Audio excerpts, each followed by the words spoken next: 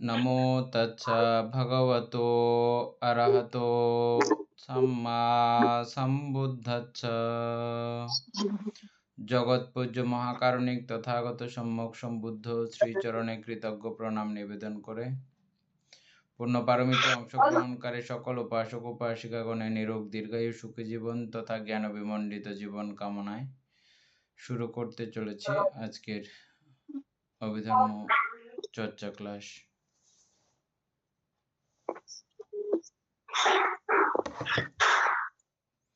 আমাদের page number কত?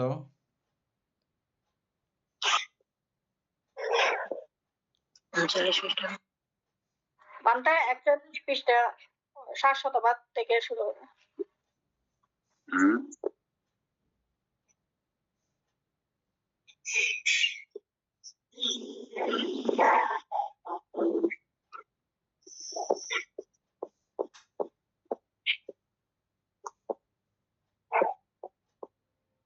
আরম্ভ করে কি করবেন? এনের মা পড়েন।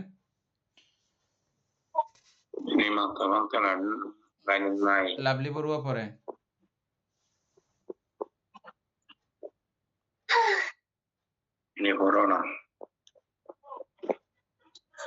শাশ্বতবাদ। ভিক্ষুগণ, কোন কোন শ্রামণ ব্রাহ্মণ আছেন শাশ্বতবাদী, যাহারা আত্মা ও লোককে চতুর্বিধ কারণ প্রয়োগে শাশ্বত বলিয়া প্রজ্ঞপ্তি করেন।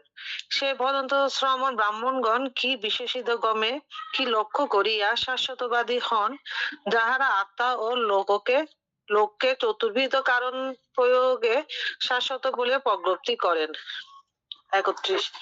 ভিক্ষুগণ, ইহলোকে কোন শ্রামণ বা ব্রাহ্মণ প্রবলতম বীর্য বলে একনিষ্ঠ সাধনায় অপতন চেষ্টাশীলতায় অপমাদ্য পরায়ণতায় সম্মুখ মনোনিবেশ হেতু তাদৃশ চিত্ত সমাধি লাভ করেন,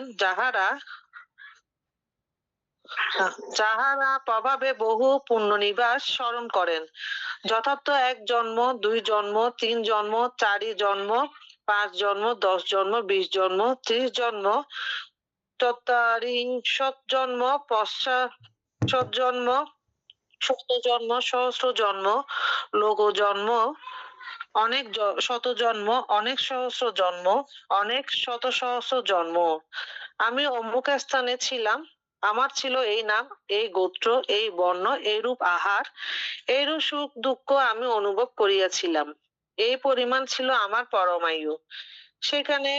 সেখান হইতে চ্যুত হইয়া আমি অমুক স্থানে উৎপন্ন হই, সেখানেও ছিল আমার এই নাম, এই গোত্র, এই বর্ণ, এইরূপ আহার, এইরূপ সুখ দুঃখ অনুভূতি, এই পরিমাণ পরমায়ু। সেখান হইতে চ্যুত হইয়া আমি এই স্থানে উৎপন্ন হইয়াছি। এই প্রকার সাকার উদ্দেশ্যে বসে বিবিধভাবে পুণ্যনিবাস অনুসরণ করেন। তিনি এইরূপ ধ্যান উপাপ সম্পন্ন করিয়া মিথ্যা দৃষ্টি হেতু এইরূপ বলেন, আত্মা এবং লোক শাশ্বত বন্ধা পর্বতকূট সদৃশ ইন্দ্র কিলের ন্যায় স্থির, সত্যগণ শ্রদ্ধাবান সংসরণ করিলে চ্যুত উৎপন্ন হইলেও তাহা শাশ্বত বদ্ধ আছে। ইহা বলিবার হেতু কি? আমি প্রবলতম বীর্য বলে একনিষ্ঠ সাধনায় অপতন চেষ্টাশীলতায় অপ্রমাদ পরায়ণতায় সম্মুখ মনস্কার হেতু তাদৃশ চিত্ত সমাধি লাভ করিয়াছি, যাহার প্রভাব বহু জন্ম অনুসরণ করিতেছি, যথার্থ 1 জন্ম 2 জন্ম অনেক শত সহস্র জন্মেরও অনুস্মৃতি পাইতেছি। অমুক স্থান আমি ছিলাম, এই নাম, আবার আমি সেখান হইতে চ্যুত হইয়া অমুক স্থান উৎপন্ন হই, অতঃপর সেই আমি যথা হইতে চ্যুত হইয়া এই স্থান উৎপন্ন হইয়াছি। এইভাবে সাকার উদ্দেশ্যে বিবিধ পূর্ব জন্মানুস্মৃতি জ্ঞান পাইয়াছি। সেই বিশেষাদিগমে হেতু আমি প্রত্যক্ষভাবে জানিতেছি, আত্মা এবং লোক শাশ্বত বন্ধা পর্বতকূট সদৃশ ইন্দ্রকিলের ন্যায় স্থির, সত্যগণ সন্ধ্যাবন সংকরণ করিলেও চ্যুত উৎপন্ন হইলেও তাহা শাশ্বতবোধ হইয়া রহিয়াছে। ভিক্ষুগণ, ইহা প্রথম কারণ, যাহারা এই জন্য শাশ্বতবাদী হইয়া আত্মা এবং লোককে শাশ্বত বলিয়া প্রজ্ঞপ্তি করেন। মন্দার এখানে পড়বো? থাকেন না, এখানে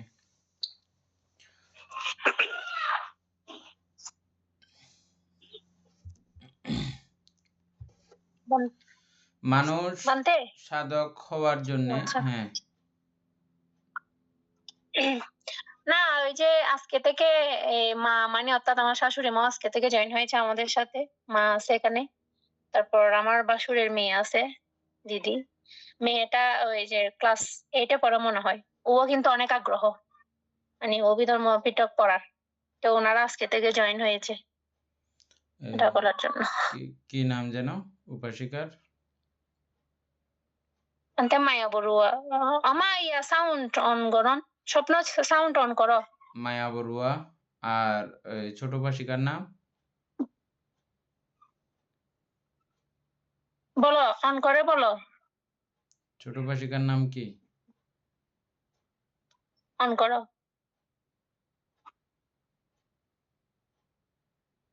ওরা অন করতে পারতেছে না। মিউট কর, মিউট করা সাউন্ড আছে অন তো এটা করো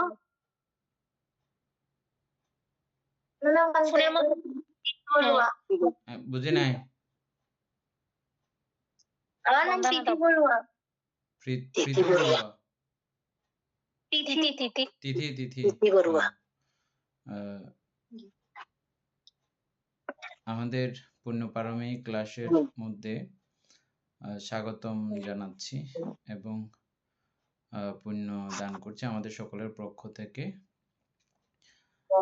এই কারণেই পুণ্যদান জানাচ্ছি, কারণ আমরা এককভাবে আলোচনা করলেও আমাদের আলোচনাগুলো এত শক্তিশালী হয় না, এত রসালো হয় না, এত আনন্দদায়ক হয় না, প্রীতিদায়ক হয় না। সেজন্য সকলের সম্মিলনেই আমাদের এই ক্লাস অত্যন্ত প্রাণবন্ত এবং প্রতিদিনই আমরা এভাবে পুণ্যকর্ম করতে সক্ষম হই এবং প্রতিদিন এভাবে আছি বলেই আমরা মাঝে মধ্যে আমরা কেউ গ্যাপ দিলেও আমাদের ক্লাসটা পরিপূর্ণভাবে চলতে থাকে। সেজন্য আমরা একে অপরের প্রত্যেকের পরিপূরক এবং প্রত্যেকেই প্রত্যেকের কাছে আমরা মহা উপকারী এবং উপকারিণী। তো যাই হোক, আজকে আমাদের ক্লাসে নতুন করে যুক্ত হয়েছেন মায়া বড়ুয়া এবং তিথি বড়ুয়া। তাদেরকেও আমাদের সকলের পক্ষ থেকে পুণ্যদান এবং স্বাগতম জানাচ্ছি। প্রথম কয়েকদিন একটু আনইজি লাগলেও যেহেতু এটা সচরাচর এরকমটা হয় না, এটা আমাদের একটা নতুন প্রয়াস, নতুনভাবে এভাবে আমরা করছি, সবাই মিলে পড়ছি। তো কিছুদিন থাকতে থাকতেই এটাতে রুচি জন্মাবে, ভালো লাগবে।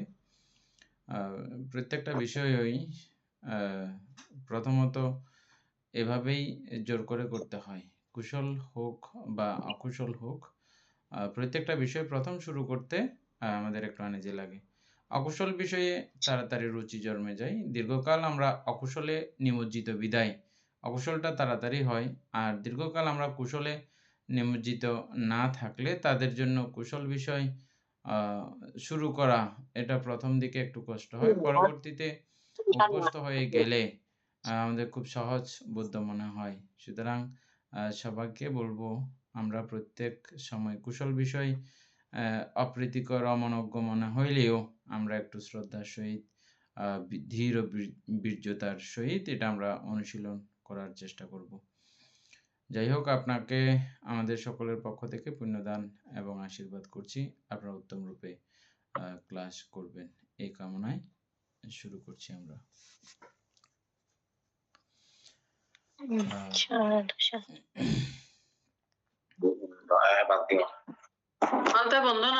মঙ্গল সাধক হয়, কখনো কখনো আমরা এমন সাধক দেখি ওনারা ঘরের মধ্যে স্বস্তি পায় না, ভালো লাগে না, গৃহাবাসের কার্যক্রম ভালো লাগে না, এমন কিছু কিছু মানুষকে আমরা দেখতে পাই। আমরা শুধু মনে করি হয়তো বৌদ্ধদের কুলেই এরকম সন্ন্যাসী প্রক্রিয়া আছে বলেই বৌদ্ধরাই শুধু এরকম সন্ন্যাসী হতে চায়, কিন্তু ভারতের মধ্যে বিভিন্ন সময় চলাচল করার কারণে অনেক মানুষের সঙ্গে দেখা সাক্ষাৎ হয়েছে। তাদের মধ্যেও এরকম সাধনা প্রক্রিয়া বা নিরিবিলি থাকতে চান, সাধনা করতে চান, এরকম বহু মানুষের সঙ্গে পরিচয় হয়েছে, প্রসঙ্গ হয়েছে। এগুলো হওয়ার পেছনে কি কারণ আছে? অর্থাৎ সে কারো থেকে দেখছে না কাউকে সাধনা করতে, এবং তাকে কেউ প্রেশারও করছে না সাধনা করার জন্যে। কিন্তু সে নিজে, নিজে খুঁজতেছে এরকম একটা সাধনা প্রক্রিয়া, বা খুব নিরিবিলি নির্জন একাকিত্ব পছন্দ করতেছে। এরকম কিছু মানুষকে আমরাও দেখি। এবং গৃহবাস তার একদম পছন্দ না, এরকম দেখি আমরা। এগুলো হওয়ার পেছনে কি কারণ আছে? কারণ তিনি দীর্ঘকাল যদি ব্রহ্মলোকে থাকেন, দীর্ঘকাল ব্রহ্মলোকের আয়ু মাত্রই দীর্ঘকাল। একদম প্রথম ব্রহ্মলোকের আয়ুও কত কল্প? 500 কল্প মনে হয় না? প্রথম রূপবজ্র ব্রহ্মলোকের আয়ুষ্কালও এরকম। এবং সেখানে ব্রহ্মচার্য জীবন পালন করেন দীর্ঘ সময়। তো সেই অভ্যাসে অভ্যাসিত হয়ে মনুষ্যলোকে আসলেও তাদের এই অভ্যাসটা থাকে। যাই হোক, কোনো না কোনোভাবে এভাবে যখন তিনি সাধনা জগতে যুক্ত হন, সংযুক্ত হন, আমরা আগেই আলোচনা করেছি পূর্ব ক্লাসে, এবং এই ক্লাসের জন্য আবারও আপনারা জানতে পারবেন। কেউ যখন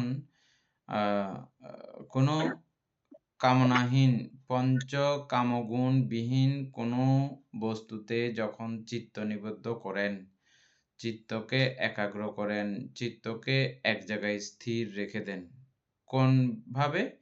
পঞ্চকামগুণ বর্জিত যে কোনো বিষয়ে যদি চিত্তকে স্থির করে রাখেন, একটা জায়গায় নিশ্চল করে রাখেন, রাখার ফলে তার স্পেশাল কিছু শক্তি লাভ হয়। প্রত্যেকটা চিত্তের এক একটা শক্তি আছে, এটা আমাদের বলে বুঝাইতে হবে না। আমরা প্রত্যেকেই কিন্তু একটু চিন্তা করলেই জানি প্রত্যেকটা চিত্তের এক একটা শক্তি আছে। প্রত্যেকটা চিত্তের সেই চিত্ত অনুযায়ী সুখ দুঃখ আমরা সঙ্গে সঙ্গেই পেয়ে থাকি, নাকি পাই না? সুখ দুঃখ অপেক্ষা যে কোনো একটা রেজাল্ট আসবেই আসবে, কোনো ভুল নাই। উদাহরণস্বরূপ বলতে পারি আমরা, তেঁতুলকে এক পলক ভালো করে দেখা মাত্র, তেঁতুল সম্পর্কে যার জ্ঞান আছে, পূর্ব জ্ঞান, সঙ্গে সঙ্গে তার তেঁতুল দেখলে মাত্র জিভে রস চলে আসে। চোখের কাজ এটা। অথবা আমাকে কেউ বলছে, হ্যাঁ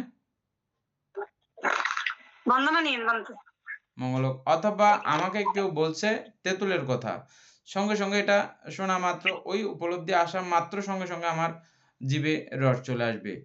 এভাবে পঞ্চ পথে তথা স্বর ইন্দ্রিয় বা স্বরপথে আমরা যে কোনো বিষয় এভাবে চিন্তা করা মাত্র, ভাবা মাত্র, চিত্ত উৎপন্ন হওয়া মাত্র সুখ দুঃখ উপেক্ষা যে কোনো একটা বিষয় উৎপত্তি হবেই হবে, এটা কোনো ভুল নাই, মাপ নাই। হ্যাঁ, ঠিক একইভাবে এই কামনাবিহীন কোনো জায়গার মধ্যে, কামনাবিহীন কোনো আলম্বনের মধ্যে চিত্তকে একাগ্র রেখে দিলে, একাগ্র করে ফেললে সেখান থেকেও কিছু শক্তি উৎপন্ন হয়। কি সেগুলো?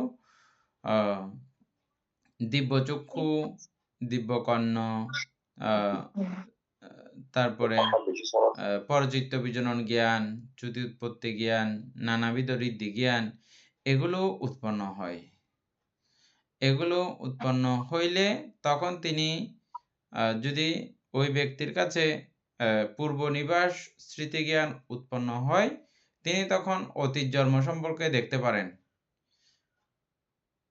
কারো কারো জনের বেলায় এক জন্ম, কারো কারো জনের বেলায় 2 জন্ম, কারো কারো জনের বেলায় 3 জন্ম, কারো কারো জনের বেলায় 100 জন্ম, 1000 জন্ম, লক্ষ জন্ম, কোটি জন্ম, মিলিয়ন, বিলিয়ন, ট্রিলিয়ন জন্ম পর্যন্ত তিনি দেখতে পারেন, স্মরণ করতে পারেন।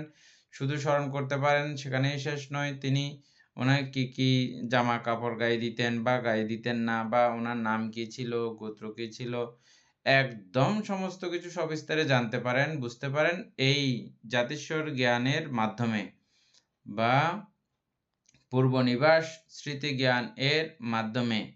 এই ব্যক্তিরও এখানে পূর্বনিবাস স্মৃতি জ্ঞান উৎপন্ন হয়েছে। এভাবে ধ্যান সমাধি করার ফলে পঞ্চকামগুণ বর্জিত হয়ে অবস্থান করে যখন তিনি ধ্যান সমাধি করেছেন, তখন ওনার এই অবস্থা উৎপন্ন হয়েছে। এটা উৎপন্ন হওয়ার পরে তিনি দেখলেন, আহা, এ তো অনন্ত অনন্ত কালব্যাপী, চিত্ত তো একই রকম রয়ে গেছে। চিত্তের মৃত্যু নাই, আত্মার মৃত্যু নাই, আত্মা শাশ্বত। চিত্তের মৃত্যু নাই, আত্মার মৃত্যু নাই, আত্মা শাশ্বত। দেহ শুধু পরিবর্তন হচ্ছে, এখান থেকে সেখানে, সেখান থেকে ওখানে, ওখান থেকে ওখানে। এই দেহের পরিবর্তন হচ্ছে, কিন্তু এই চিত্তের কোনো পরিবর্তন নাই। তিনি এটা নিজের সাধনালব্ধ জ্ঞানের মাধ্যমেই এটা জানতে পেরেছেন। এটা কি ঠিক নাকি? শাশ্বত, তিনি শাশ্বত বলে ঘোষণা করেছেন, এটা কি ঠিক? হ্যাঁ, ওনার দৃষ্টিকোণ থেকে উনি কোনো মিথ্যা কথা বলতেছেন না, উনি নিজে দেখেছেন তো, নাকি না? নিজে দেখেছেন এটা। দেখেছে বলতে। হ্যাঁ, এটা কোনো তিনি ভুল দেখেন নাই, ইনি ঠিকঠাকই দেখেছেন, যথাযথই দেখেছেন। কিন্তু আমরা দেখলেও আমার দেখা, আমার থেকে যদি কেউ বেশি দেখে ফেলে, তার দেখা বেশ কম আছে না? আমার দেখা আর আমার থেকে কেউ যদি বেশি দেখে ফেলে, তার দেখা আর আমার দেখা বেশ কম আছে না? সুতরাং উনি এরকম করে দেখেছেন, এবং ওনার ভুল ভাঙিয়ে দেওয়ার জন্য ওনাকে এর থেকে বেশি কিছু আরো আছে এটা বলে দেওয়ার জন্য সেখানে কোনো অন্য সাধক, অন্য সন্ন্যাসী বা অন্য কোনো জান্তা ছিলেন না, ওনাকে দেখা দিতে পারেননি বিষয়টা। তাই তিনি ভেবে নিলেন, বুঝে নিলেন যে ওহো, লোক শাশ্বত, জগৎ শাশ্বত, এভাবেই প্রাণীকুলের জন্ম হতে থাকতেছে সবার। তো সাধক সন্তপ দেখলেই মানুষ ছুটে যায় শ্রদ্ধা জ্ঞাপন করার জন্যে, বন্দনা জ্ঞাপন করার জন্যে, এবং একটু ভালোবাসা দানের জন্যে, অর্ঘ্য দানের জন্যে সবাই ওনার কাছে যায়। আর ওনার কাছ থেকে কিছু কথা শুনতে সবাই পছন্দ করে। তারপরে ওনার কিছু চমৎকার, ওনার কিছু অলৌকিকত্ব, এগুলো দেখতে সবাই পছন্দ করে, সাধারণ মানুষরা। তো উনি তখন এই চমৎকারিত্বের কে কেন্দ্র করে বা ওনার প্রতি আগ্রহকে কেন্দ্র করে মানুষকে তিনি বলতেন লোক শাশ্বত, লোক শাশ্বত। এবং এবং এই শাশ্বত নিয়মেই আমাদের চলাচল হচ্ছে। দেহের শুধু পরিবর্তন, এই মনের কোনো পরিবর্তন নাই। এটা স্থায়ী, ওটা অস্থায়ী। এটাকে বলা হচ্ছে শাশ্বতবাদী। এখানে আরো অনেক রকমের কথা মিশানো যায়, এগুলো পরে আপনারা নিজেরাই বুঝে যাবেন। আমরা আপাতত এতটুকুই। এখানে মানে এটা পুরোটাই এতদূর বললেই যে শেষ হয়ে যাবে তা কিন্তু না, আরো আছে আলোচনা। আমরা আপাতত এতদূর বুঝি। শাশ্বতবাদ সবাই বুঝছেন? শাশ্বতবাদ কাকে বলছে?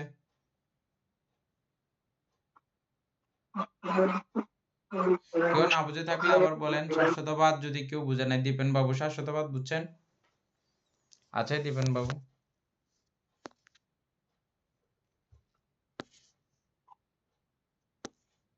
নাই।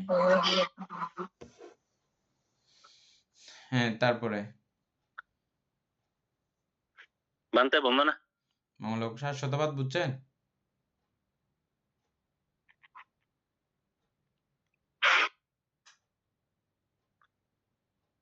আওয়াজ আসতেছে না, মিউট হয়ে থাকছে।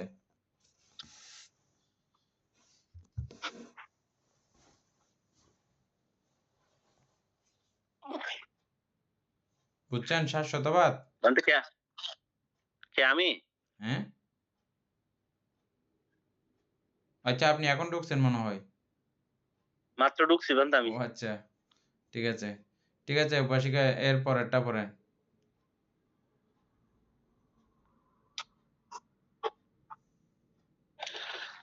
বত্রিশ নম্বর। দ্বিতীয় শ্রেণীর প্রদন্ত ব্রাহ্মণগণ কি বিশেষ দিগমে কি লক্ষ্য করিয়া শাশ্বতবাদী হন, আত্মা ও লোককে শাশ্বত বলিয়া প্রজ্ঞপ্তি করেন। ভিক্ষুগণ, ইহলোকে কোন শ্রামণ ও ব্রাহ্মণ প্রবলতম বীর্যে একনিষ্ঠ সাধনায়, অপতন চেষ্টাশীলতায়, অপমাদর পরায়ণতায়, সম্মুখ মনোনিবেশ হেতু তাদের চিত্ত সমাধি লাভ করিয়া থাকেন, যাহার প্রভাবে অনেক প্রকার পূর্ব জন্ম স্মৃতি সম্পন্ন হইয়া এক সংবর্ত বিতর্ক কল্প, দুই সংবর্ত বিতর্ক কল্প, বিবর্ত। তিন সংবর্ত সংবর্ত বিবর্ত কল্প, 4 সংবর্ত বিবর্ত কল্প, 5 সংবর্ত বিবর্ত কল্প, 10 সংবর্ত বিবর্ত কল্প ও স্মরণ করিতে পারেন। ওই স্থানে আমি ছিলাম, আমার ছিল এই নাম, এই গোত্র, এই জাতি, এই বর্ণ, এইরূপ আহার, এইরূপ সুখ ও দুঃখানুভূতি, এই পরিমাণ আয়ু। আবার তথা হইতে চ্যুত হইয়া অমুক স্থান উৎপন্ন হইয়াছিলাম, সেখানেও আমার ছিল এই নাম, এই গোত্র, এই পরিমাণ আয়ু। সেই আমি আবার সেখান হইতে চ্যুত হইয়া এই স্থানে উৎপন্ন হইয়াছি। এইরূপ সাকার সদস্য বসে নানা প্রকারে পূর্বা জন্মানুস্মৃতি প্রাপ্ত হন। তিনি এইরূপ বলেন, আত্মা এবং লোক শাশ্বত, বন্ধ, পর্বতকূট সদৃশ, ইন্দ্রকিলের ন্যায় স্থির। সত্যগণ শব্দাবন সংকরণ করিলেও চ্যুত উৎপন্ন হইলেও তাহার শাশ্বতবত্ব আছে। ইহা বলিয়া হেতু কি? আমি প্রবলতম বীর্যে একনিষ্ঠ সাধনায় 10 সংবর্ত বিবর্ত কল্প পর্যন্ত বহু পূর্বজন্ম অনুসরণ করিতেছি।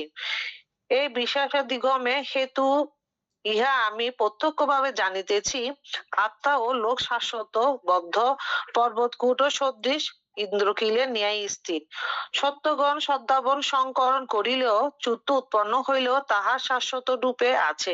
ভিক্ষুগণ, ইহা পর্যন্ত দ্বিতীয় কারণ। কোন কোন ব্রাহ্মণ যাহা অধিগত হইয়া যাহা লক্ষ্য করিয়া শাশ্বতবাদ গ্রহণ করেন এবং আত্মা ও লোককে শাশ্বত বলিয়া প্রজ্ঞপ্তি করেন। আর পড়বো বলতে? না, এ নিয়ে আগেরটা এবং এটার মধ্যে কি তফাৎ আছে?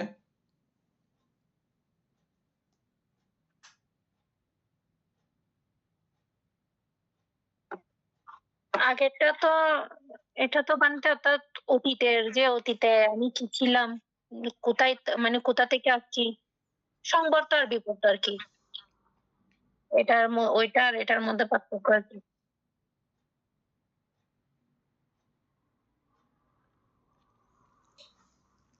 আচ্ছা, এটা তো মনে হয়, আমার তো মনে হয় এটা তো সেম জ্যোতিষ্বর হলেও জ্ঞানের কথা বলে। অর্থাৎ ওখানে একটু কম দেখানো হয়েছে, কয়েক জন্ম, হাজার জন্ম বা লক্ষ জন্ম দেখানো হয়েছে। আর এখানে পুরো সংবর্ত কল্প, বিবর্ত কল্প দেখানো হয়েছে। অতদূর পর্যন্ত তিনি স্মরণ করতে পারেন। সংবর্ত কল্প, বিবর্ত কল্প কালকে আমরা আলোচনা করছিলাম ফ্রান্সের ক্লাসে, না? সংবর্ত কল্প হচ্ছে যে কল্প সৃষ্টি, কল্প ধ্বংস, এগুলো আপনাদের সঙ্গে একটু একটু করে আলোচনা করা হয়েছে, না? কিভাবে কল্প সৃষ্টি, চক্রবাল কিভাবে সৃষ্টি হয় এবং চক্রবাল কিভাবে ধ্বংস হয়, এগুলো আপনাদের সঙ্গে আলোচনা করা হয়েছিল, না? একটু একটু। কল্প যখন সৃষ্টি হয় শুরু থেকে শেষ পর্যন্ত, এটাকে সংবর্ত কল্প বলা হয়। এই সময়টাকে সংবর্ত কল্প বলা হয়। এবং এটা ক্রমে এটা বড় হতেই থাকে, এটা ক্রমে বড় হতেই থাকে। পৃথিবী, আমাদের পৃথিবী ক্রমান্বয়ে বড় হচ্ছে, এটা কারো ধারণা আছে?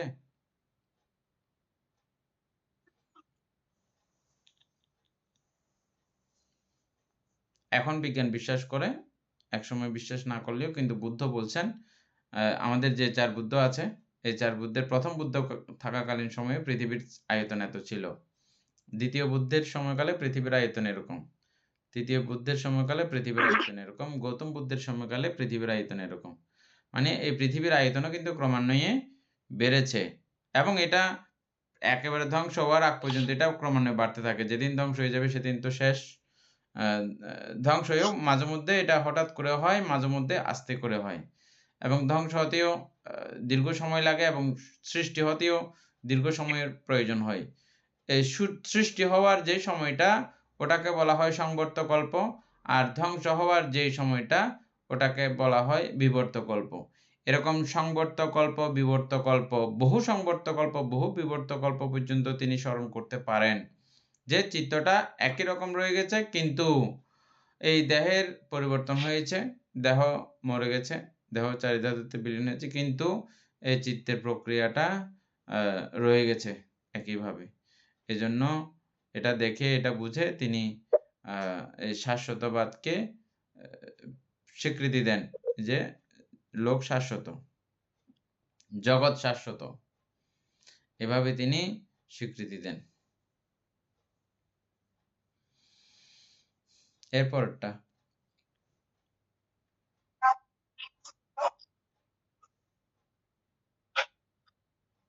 অর্থাৎ উনি শুধু সংবর্তটা দেখেছেন না বলতে, বিবর্তটা উনি দেখে আগেরটা নাই, থেকে সেজন্য। এটা আরেকটু বেশি।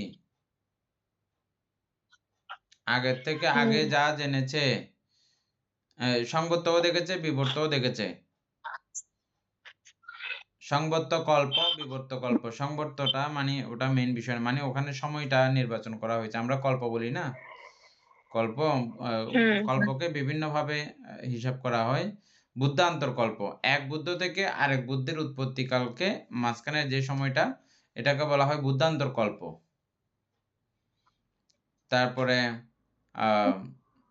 এই সংবর্ত কল্প, বিবর্ত কল্প হচ্ছে যে এটা শুরু থেকে শেষ হইতে যতক্ষণ সময় লাগে ততক্ষণকে বলা হয় সংবর্ত কল্প, বিবর্ত কল্প।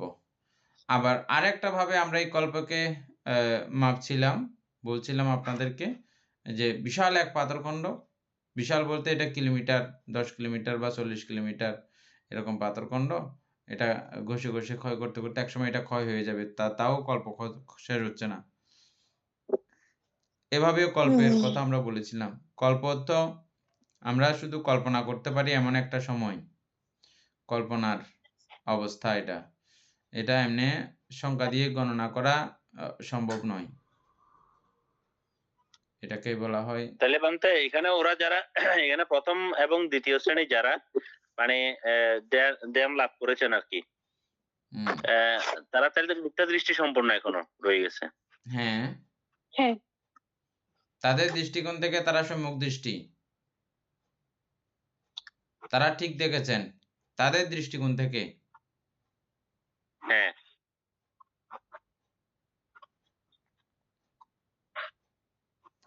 কিন্তু বুদ্ধ দৃষ্টিকোণ থেকে তারা ভুল পথে আছেন, মিথ্যা দৃষ্টি সম্পন্ন।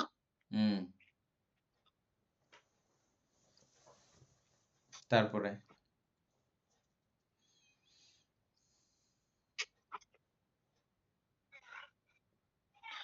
তৃতীয় শ্রেণীর ভদন্ত শ্রামণ ব্রাহ্মণগণ কি বিশ্বাসীদিগমে কি লক্ষ্য করিয়া শাশ্বতবাদী হন এবং আত্মা ও লোকের শাশ্বত বলিয়া প্রজ্ঞপ্তি করেন।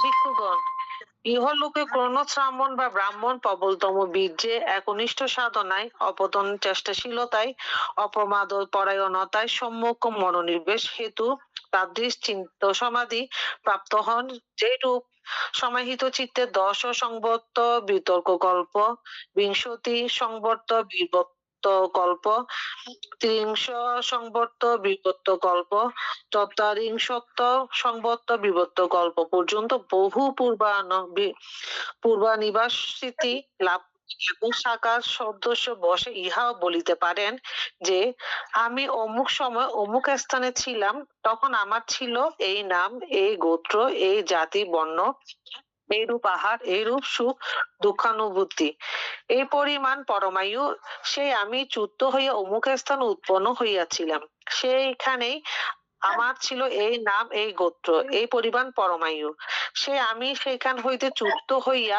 এখানে উৎপন্ন হইয়াছি। তিনি একটু বলেন, আত্মা এবং লোক শাশ্বত, বদ্ধ পর্বতকূট সদৃশ ইন্দ্র কিলবত স্থির, সত্যগণ নানাভাবে শ্রদ্ধাবান, নানা জনিতে সংকরণ করে বটে, চ্যুত উৎপন্ন হয় বটে, কিন্তু তাহারা শাশ্বতবত্ত আছে, ইহা বলিবার হেতু আমি প্রবলতম বীর্যে 10, 20, 30, 40 সংবত্ত বিবত্ত কল্পভেদে বহু পূর্বানুস্থিতি লাভ করি এবং সাকার সদৃশ বসে ইহাও বলিতে পারি যে আমি অমুক সময় অমুক স্থানে ছিলাম, আমার ছিল এই নাম, এই পরিমাণ পরমায়ু, সেই আমি সেখান হইতে চ্যুত হইয়া অমুক স্থান উৎপন্ন হইয়াছিলাম, সেখানেও আমি ছিল, আমার ছিল এই নাম, এই পরিমাণ পরমায়ু, সে আমি আবার সেখান হইতে চ্যুত হইয়া এখানে উৎপন্ন হইয়াছি। তাদৃশে বিশ্বাসীদিগমে হেতু আমি প্রত্যক্ষ জ্ঞাত হইয়াছি যে আত্মা এবং লোক শাশ্বত বদ্ধ পর্বতকুর সদৃশ ইন্দ্রকিলে ন্যায় স্থির। সত্যগণ নানাভাবে শ্রদ্ধাবান নানা জনির সংকরণ করে বটে, চ্যুত উৎপন্ন হয় বটে, কিন্তু তাহারা শাশ্বত বদ্ধ আছেই। ভিক্ষুগণ, ইহা তৃতীয় কারণ।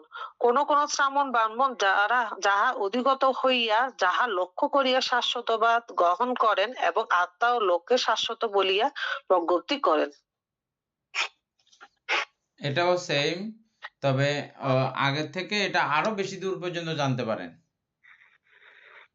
এটা 40 এটা বানতে 40 সংবর্ত বিবর্ত কল্প পর্যন্ত হ্যাঁ জানতে পারেন, বুঝতে পারেন। ওটা থেকে এটা আরো বেশি, মানে এটা আরেক শ্রেণীর উপর আর কি। হ্যাঁ, তারপরে চতুর্থ শ্রেণী। চতুর্থ শ্রেণীতে কি হবে বানতে? একে যদি হয় এটা ইয়া করে চলে যান, এক লাইন 2 লাইন পরে দেখেন। চতুর্থ শ্রেণীর বদন্ত শ্রমণ ব্রাহ্মণগণ কি বিশেষাদিগমে কি লক্ষ্য করিয়া শাশ্বতবাদ গ্রহণ করেন এবং আত্মা ও লক্ষ্যে শাশ্বত বলিয়া প্রজ্ঞপ্তি করেন। ভিক্ষুগণ, ইহলোকে এমন কোন শ্রমণ বা ব্রাহ্মণ আছেন যিনি তার্কিক ও মীমাংসক। তিনি প্রতিভা বলে তর্কের পর তর্কে লব্ধ মীমাংসাচারী হইয়া বলেন আত্মা এবং লোকশাশ্বত বন্ধ পর্বতকূট সদৃশ্য ইন্দ্রকিলবৎ স্থির।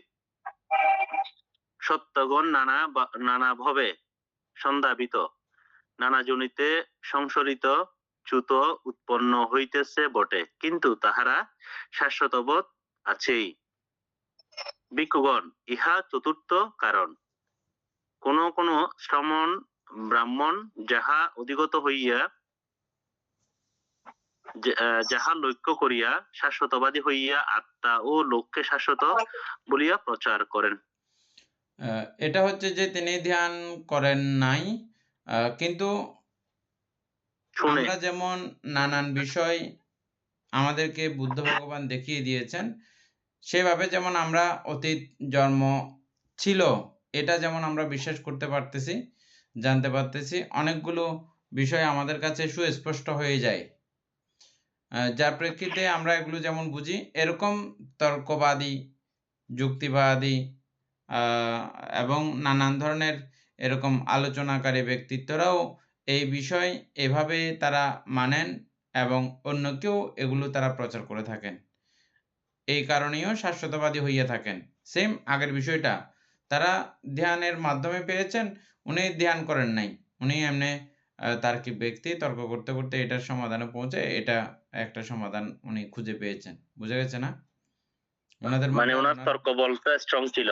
হ্যাঁ, উনি কোনো ধ্যান করেন নাই, নিজস্ব স্ব-উপলব্ধি না, বিভিন্ন মানুষের কথা শুনতে শুনতে বা বই পড়তে পড়তে যে কোনো কিছু কারণে ওনার এরকম একটা মানসিকতা স্থির এবং দৃঢ়তা হয়েছে যে আত্মা শাশ্বত, দেহ এটা মরে বাঁচে এবং এই আত্মাও এই জায়গা থেকে সে জায়গায় চ্যুতি উৎপত্তি হয়, এভাবে চলতে রয়েছে, কিন্তু এটার কোনো মৃত্যু নেই, আত্মা শাশ্বত বলে এই ধারণা ওনার কাছে উৎপত্তি হয়। তারপরে 35 নম্বর। ভিক্ষুগণ, শাশ্বতবাদী শ্রমণ ব্রাহ্মণ এই চারি কারণে আত্মা এবং লোককে শাশ্বত বলিয়া প্রজ্ঞপ্তি করেন। ভিক্ষুগণ, শ্রমণ ব্রাহ্মণদের মধ্যে যাহারা শাশ্বতবাদী আত্মা এবং লোককে শাশ্বত বলিয়া প্রজ্ঞপ্তি করেন, তাহারা এই চারি কারণে অথবা ইহাদের এই যে কোনটি দ্বারাই করিবেন, ইহার বাহিরে অপর কোনো কারণ নাই। এই চারটি কারণটা কি কি বানতে? এগুলো কি উপরে পড়া হয়েছে? এই যে আমরা পড়ে আসছি তখন এগুলো, ও এই চারটা কারণ, এই চারটা কারণেই ওনার শাশ্বতবাদ উৎপন্ন হয়, এটা ছাড়া অন্য কোনো কারণ নাই। আচ্ছা আচ্ছা। 36 নম্বর হচ্ছে ভিক্ষুগণ, ইহা তথাগত প্রকৃষ্ট রূপে জানেন যে এই সমুদয় মিথ্যা দৃষ্টি ইহা এই রূপে গৃহীত, এই রূপে স্পর্শিত, এইরূপ ইহার গতি এবং পারলৌকিক অবস্থা এইরূপ হইবে, ইহাও তথাগতের সুবিদিত। শুধু ইহাই জানেন এমন নহে, এতদুত্তরতর শীল সমাধি সর্বজ্ঞতা জ্ঞান ও প্রকৃষ্ট রূপে জানেন। কিন্তু তিনি আমি প্রকৃষ্ট রূপে জানি বলিয়া তৃষ্ণা দৃষ্টি মান বসে ইহা পরামর্শ করেন না, কিন্তু তিনি ইহা পরামর্শ করেন না। এই রূপে অপরামর্শ হেতু সেই পরামর্শ কুলসের তৃষ্ণা দৃষ্টি মানের নিবৃত্তি স্বয়ং বিদিত হইয়াছেন। ভিক্ষুগণ, তথাগত বেদনা সমূহের উদয়, অস্তগমন, আস্বাদ, আদিনব এবং নিঃসরণ যথাযথ রূপে বিদিত হইয়া উহাদের প্রতি আসক্তি বর্জন করাই বিমুক্ত হইয়াছেন। আমরা নিচের এই একটা জায়গায় একটু আলোচনা করব, বাকিতে অনেকবার লেখা থাকবে এটা, হ্যাঁ, এটা তখন আলোচনা করব না।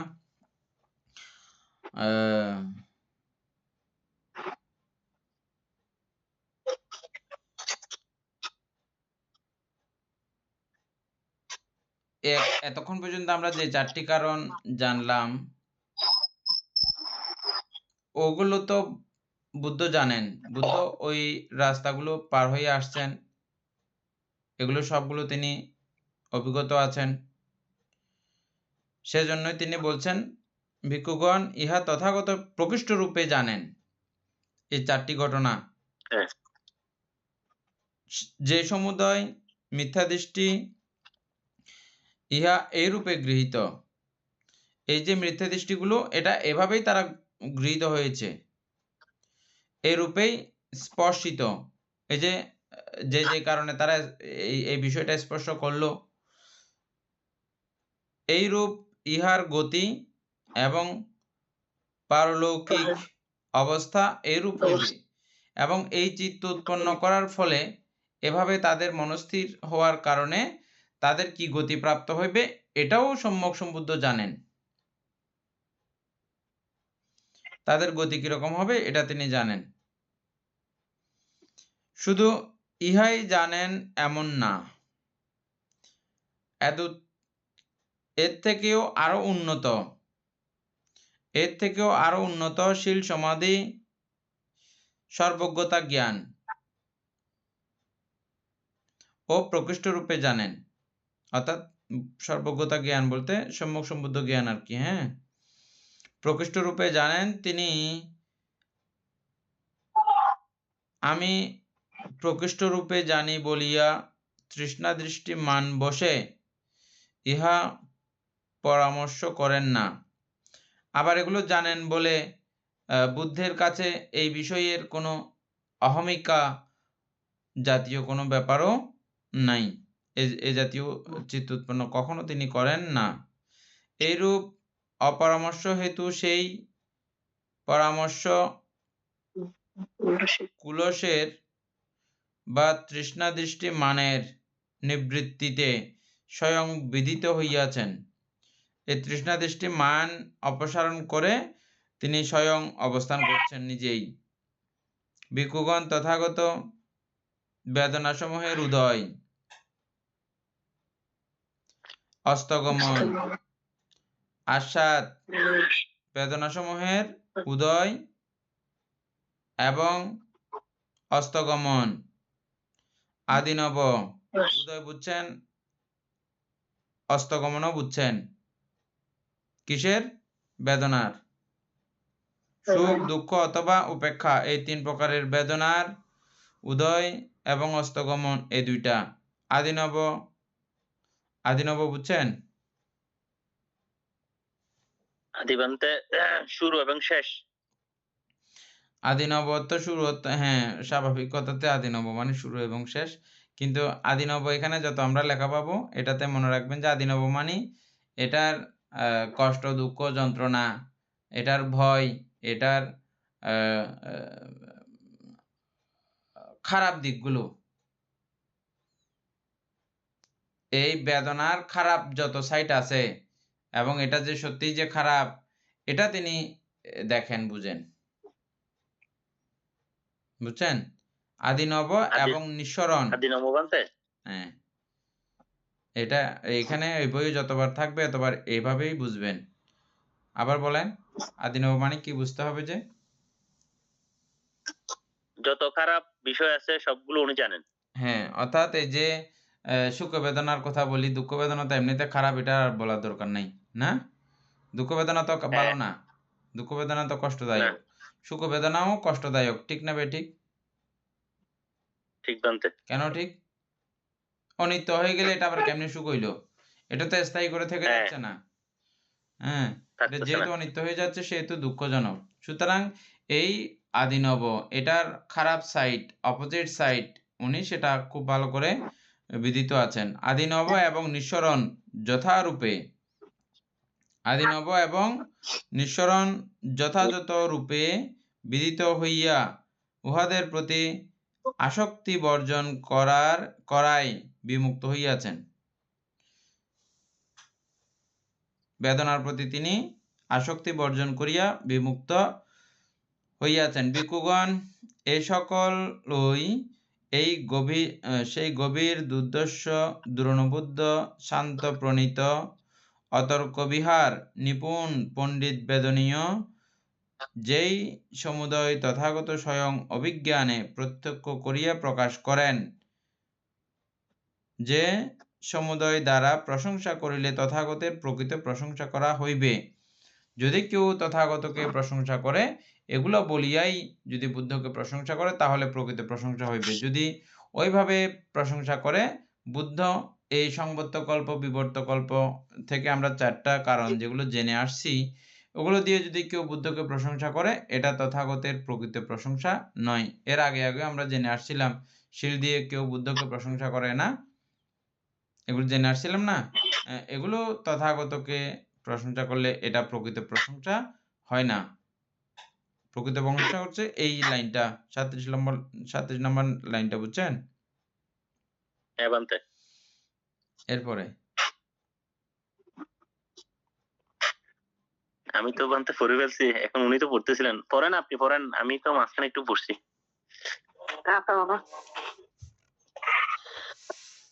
প্রথম ভানবার একাংশ শাশ্বতবাদ। 38 ভিক্ষুগণ, কোন কোন শ্রাবণ ব্রাহ্মণ আছেন। এটা কি টাইপিং মিস্টেক নাকি? বানবার নাকি বাবনার? বানবার। বানবার। বানবার শব্দ অর্থ কি বলতে? এই তো প্যারা আর কি, প্যারা। প্রথম বানবার একাংশ শাশ্বতবাদ। দুই ভাগে বিভক্ত করে এক ভাগ এটা আলোচনা করা হলো, আরেক ভাগ এখন আলোচনা করতেছি। আচ্ছা। ভিক্ষুগণ, কোন কোন শ্রাবণ ব্রাহ্মণ আছেন একদেশ শাশ্বতবাদী, একদেশ অশাশ্বতবাদী, যাহারা 4টি কারণ প্রয়োগে আত্মা ও এবং লোকের একাংশ শাশ্বত, একাংশ অশাশ্বত ঘোষণা করেন। সেই বদন্ত শ্রাবণ ব্রাহ্মণগণ কি বিশ্বাসীদিগমে কি লক্ষ্য করিয়া একদেশ শাশ্বত, একদেশ অশাশ্বতবাদী হইয়া চতুর্বিধ কারণ প্রয়োগে আত্মা এবং লোকের একাংশ শাশ্বত, একাংশ অশাশ্বত ঘোষণা করেন। পরে যাবো বানতে? হ্যাঁ। ভিক্ষুগণ, কখন এমন সময় হয় সুদীর্ঘকাল পরে এই সংসার প্রলয় নির্বাচিত হইয়া থাকে। যখন ইদৃশে প্রলয় হইতে থাকে, তখন সত্যগণ প্রায়শ অবসর ব্রহ্মলোকে সমুৎপন্ন হন। তাহারা তথায় মনোময় প্রীতিভোগী স্বয়ম্ভ্র এবং আকাশচারী হইয়া শুভ স্থিতি রূপে দীর্ঘকাল অবস্থান করেন। 40 আবার ভিক্ষুগণ কখন প্রান্তে 39 নাম্বারটা কিছুদিন আগে আপনি যেটা বলছিলেন পৃথিবীর যে প্রলয়, এটা একটু করে বোঝাই দিলে মনে এক কথায় ওদেরকে স্মরণ করাই দিলে ভালো হবে সবাইকে। হ্যাঁ, আমরা যে কিছুদিন আগে বলছিলাম আমাদের এই গল্পটা থেকে পুরো বিষয়টাকে আপনাদের নিতে হবে, এটা বলছিলাম। তো এই বিষয়টা এখানে আসছে এবং সেখানে তিনি বলছিলেন একাংশ শাশ্বত এবং একাংশ অশাশ্বত। একাংশ শাশ্বত, একাংশ অশাশ্বত। এভাবে যে কথাটা আমরা আগে আলোচনা করেছিলাম, হ্যাঁ, এবং সেখানে দেখছি যে আমরা কোথায় আবাসর ব্রহ্মলোকে সবাই গিয়ে উপস্থিত হচ্ছে। সবার প্রশ্ন চলে আসতে পারে, সেই প্রশ্নও আমরা আগে সমাধান করেছিলাম। কেন আবাসর ব্রহ্মলোকে যাবে? ব্রহ্মলোকে ব্রহ্মচিত্ত ছাড়া, ব্রহ্ম উচিত চিত্ত ছাড়া ব্রহ্মলোকে যাওয়া যায় না। ব্রহ্ম উচিত চিত্ত কি কি আছে? মৈত্রী, করুণা, মুদিতা, উপেক্ষা জনিত যত চিত্ত, এবং প্রথম ধ্যান থেকে পঞ্চম ধ্যান লাভ করার পরে যে যে চিত্তগুলো আমাদের হয়েছে, ওই চিত্তগুলো উৎপন্ন হওয়া মাত্র প্রাণী বা মানুষ ব্রহ্মলোকে যায়। বুঝছেন? তো এখানে কেন ব্রহ্মলোকে গেছে আমরা বলছিলাম, সবাই পৃথিবী যখন প্রলয় হয়ে যায় বা চক্রবাল যখন প্রলয় হয়ে যায়, তখন সকল প্রাণীগণ, নারকীরা সহ সবাই মিলে আবাসর ব্রহ্মলোকে চলে যায়। কি জন্য চলে যায় বলছিলাম?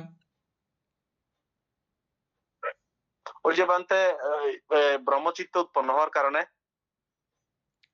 কিভাবে সেই ব্রহ্মচিত্ত উৎপন্ন হলো? সেটা আসলে আমাদের পিতা মাতাকে দিয়ে আপনি উদাহরণ দিয়েছিলেন যে মানে ছেলে মেয়ের প্রতি যে মানে মৈত্রী, করুণা, মুদিতা, উপেক্ষা থাকে, ওই চিত্তের কারণেই তারা ওই সময় ব্রহ্মলোক উৎপন্ন হয় আর কি। হ্যাঁ, ঠিক আছে, যথাযথ মনে আছে। আর সকলের এটা থাকে, তথাপিও কতগুলো প্রাণী সে আবাস ব্রহ্মলোকে তখন যেতে পারে না। কারা যেতে পারে না? অনেক বাবা মা আছে না বানতে, ছেলে মেয়ের প্রতি অবিচার অনাচার করে, তারা যেতে পারবে না। মানে যাদের চিত্তের মধ্যে বা যাদের চিত্তের মধ্যে আপনার মৈত্রী, করুণা, মুদিতা, উপেক্ষা এগুলো উৎপন্ন হবে না বা ওই চিত্ত উৎপন্ন হবে না, তারা যেতে পারবে না। যারা নিয়ত মিথ্যা দৃষ্টি পরায়ণ, প্রতিনিয়ত মিথ্যা দৃষ্টিতেই ডুবে থাকে, কখনো সম্যক দৃষ্টি উৎপন্ন করে না। যতই যে যারা বুঝাক না কেন, তিনি কখনো সম্যক দৃষ্টি উৎপন্ন করতে পারেন না। প্রতিনিয়তই তিনি মিথ্যা দৃষ্টিতেই ডুবে থাকেন। এই যারা নিয়ত মিথ্যা দৃষ্টি অনন্তকাল ধরে, তারা এই সময়ে ব্রহ্মলোকে উৎপন্ন হতে পারেন না। অন্য চক্রবালে তারা ট্রান্সফার হয়ে যায়। এরপরে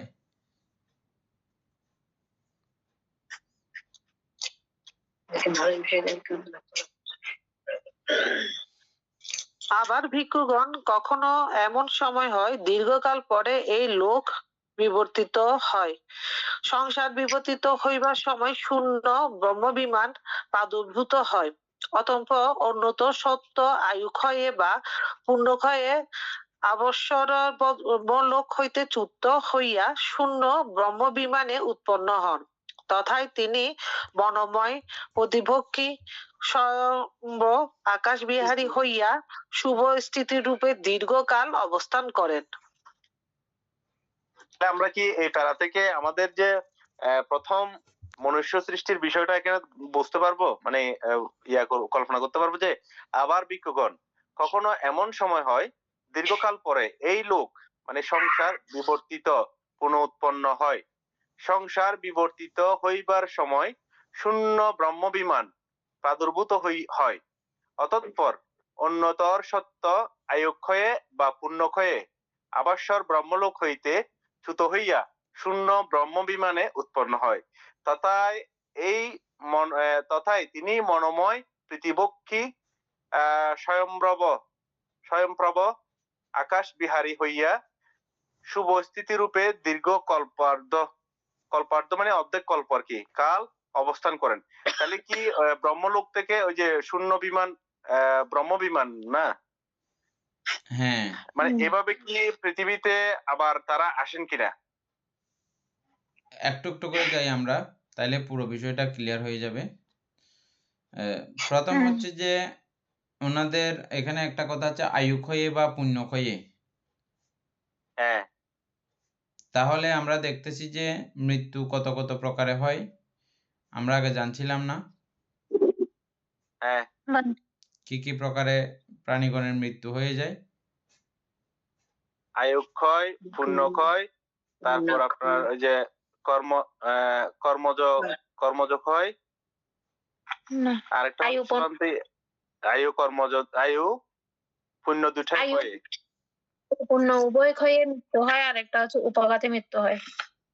হ্যাঁ, 4 প্রকার। তো এখানে লেখা হচ্ছে যে আয়ু বা পুণ্য হুম, ব্রহ্মলোকে থাকার জন্য ওই পুণ্য বা ওই চিত্তের যতদূর পর্যন্ত ইয়ে ছিল, পুণ্য ছিল, ওই পুণ্যগুলো শেষ হয়ে গেছে। আর হয়তো সেখানকার আয়ু আরও ছিল, কিন্তু ওনার অতদূর পর্যন্ত আয়ু ভোগ করা সম্ভব না। অর্থাৎ ওই ব্রহ্মলোকের আয়ু হচ্ছে যে অর্ধকল্প বা 10 কল্প, 84,000 কল্প, যেটাই হোক না কেন হয়েছে, ওই কল্প পর্যন্ত পুরো উনি বাঁচেননি। ওনার অতদূর পর্যন্ত পুণ্য নাই, উনি পুণ্য শেষ হয়ে গেছে, মরে গেছে। আরেকটা হচ্ছে যে আয়ুক্ষয়ী, প্রত্যেকটা জায়গার একটা নির্দিষ্ট আয়ুষ্কাল আছে। এখন মনুষ্যলোকের আয়ু, গড় আয়ু হচ্ছে যে আমাদের বাংলাদেশেরটা 70-80 হিসাব করি না আমরা, 60-70-65-80 এরকম হিসাব করি। তো পৃথিবীর সার্বিকভাবে পৃথিবীর এরকম 150 বছরও মানুষ বেঁচে আছে, এরকমও আছে। হ্যাঁ, তো ওরকম হয়তো হতে পারে, এটা সর্বোচ্চ আয়ুষ্কাল। পুণ্য থাকলেও আছে পুণ্য, মনে করেন এখনো পুণ্য অনেক আছে, কিন্তু ওনার এখানকার আয়ু আর নাই। এখানকার যতদিন পর্যন্ত ওনার লাস্টিং করার টাইম, ওই আয়ুটা শেষ হয়ে যাওয়ার কারণেও পুণ্য থাকলেও উনি মৃত্যুবরণ করতে হয়। এটা হচ্ছে যে আয়ুক্ষয় মৃত্যু। পুণ্য এখনো জমা আছে, কিন্তু আয়ু শেষ হয়ে গেছে। বুঝতে পারছেন?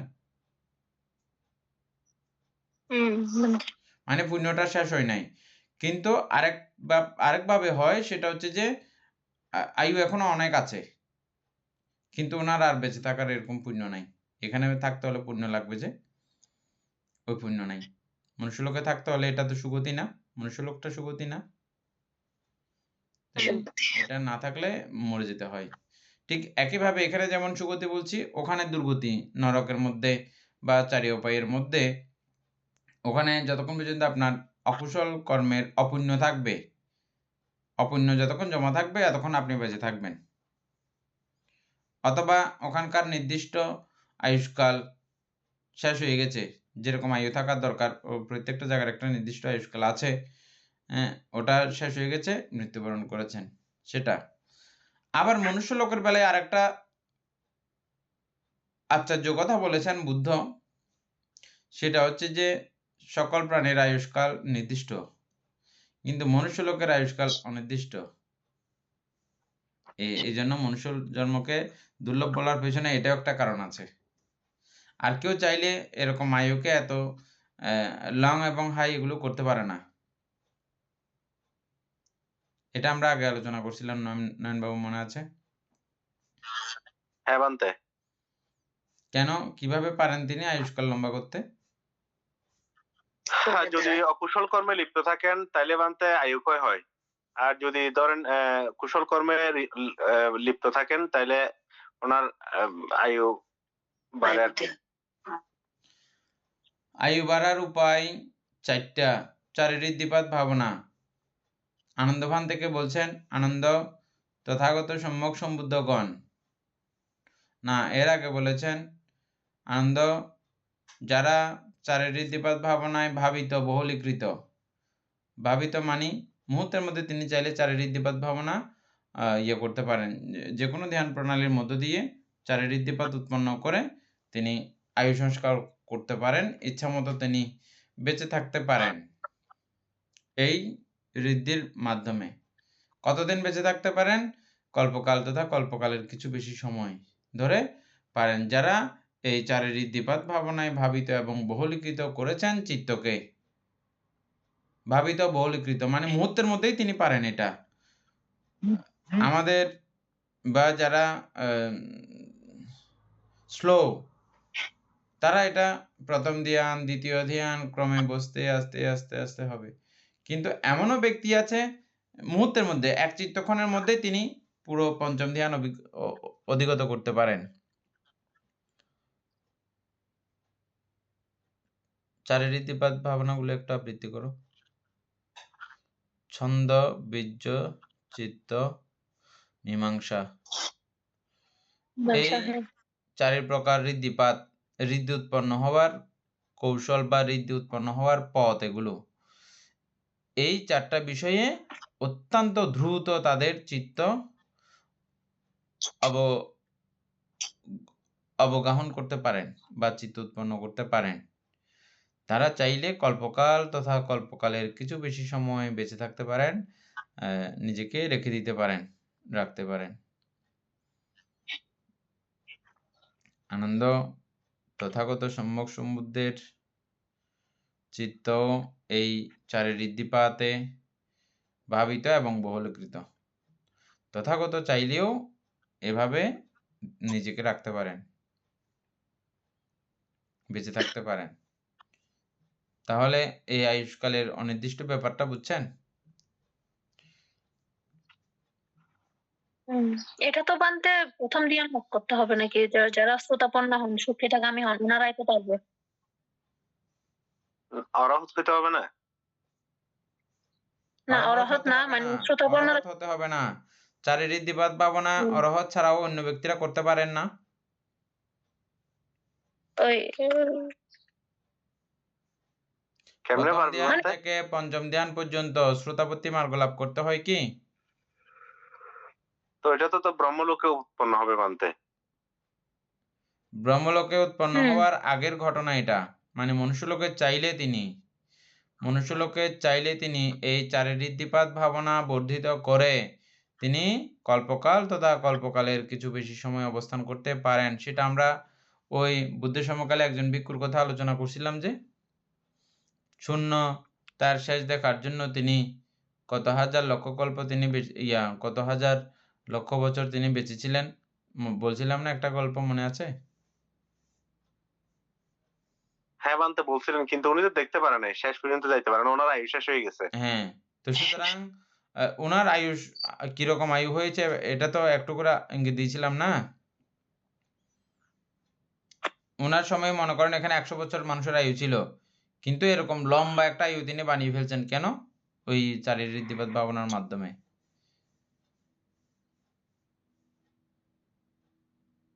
এটাও বললাম আয়ুর কথা, আবার এটাও ঘুরিয়ে এজন্য বললাম যে মনুষ্যলোকের আয়ুটা অনির্দিষ্ট। এত কিছুর পরেও তাহলে মানে তিনি চাইলে আবার ওনার আয়ুকে কন্ট্রোল করতে পারেন। হ্যাঁ বলেন।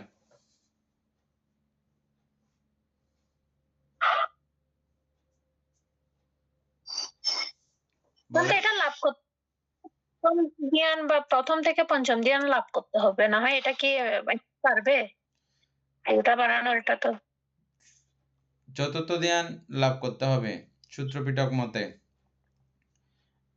হ্যাঁ, আর অভিধর্ম পিটক মতে পঞ্চম ধ্যান ধ্যান লাভ করতে হবে। শ্রোতাপত্তি বা মার্গ আদির ব্যাপার নেই। হয়ে যা, ফোন দে, শুরু হয়ে যা, ফোনটা কাটে।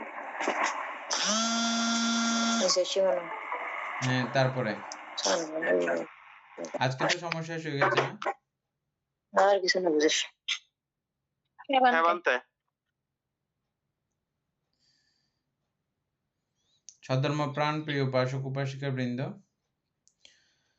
আজ আমরা এতটুকু পর্যন্তই। এতক্ষণ যাবত আমরা ব্রহ্মজাল সূত্র আলোচনা করছিলাম। আমরা গৃহে প্রায়ই সূত্রপাঠ শ্রবণ করে থাকি। সেই সূত্রপাঠ শ্রবণের পুণ্য এবং আলোচনা করে বুদ্ধের সেই সূত্রগুলো সরাসরি বুঝে নেওয়ার পুণ্য অনেক ব্যবধান রয়েছে। ওই সূত্রগুলো দিয়ে আমাদের জীবন চলার পথ খুঁজে পাওয়ার মতো উপায় থাকে না, কিন্তু এই আলোচনার প্রেক্ষিতে আমাদের জীবন চলার পথ খুঁজে পাই, এই জন্যই এটা মহাপুণ্য। সর্বোপরি আমরা অভিধর্ম চর্চা করার লক্ষ্যেই এই বিষয়গুলো আমরা পড়তেছি। আমাদের প্রভু তো পুণ্য সাধিত হয়েছে, পুনরাশি অনন্ত চক্রাল বায়ু সত্যগণকে দান করছি, গুরুভান্তি দেহকে দান করছি, মাতা পিতাগণকে দান করছি, এবং যারা আমাকে প্রতিনিয়ত এভাবে ধর্মচর্চায় সহযোগিতা করছেন তাদেরকে পুনরাশি দান করছি, এবং যারা আমাকে প্রতিনিয়ত চারিত্র ইত্যাদি দান করেন তাদেরকে পুনরাশি দান করছি। এবং পরিশেষে আমরা প্রত্যেকে প্রার্থনা করব নির্বাণ লাভ করা অবধি অসৎ ব্যক্তি, মূর্খ ব্যক্তি পাপ মিত্রের সংসর্গ লাভ না করে সদা সর্বদা জ্ঞানদর্শী কল্যাণ মিত্রের সান্নিধ্য সংসর্গ লাভ করতে সক্ষম হই। এইরূপ সাধু কামনা পোষণ করে আজকের মতো ক্লাস এখানেই সমাপ্ত করছি। সাধু সাধু সাধু মুখাশ বন্দামি বন্তে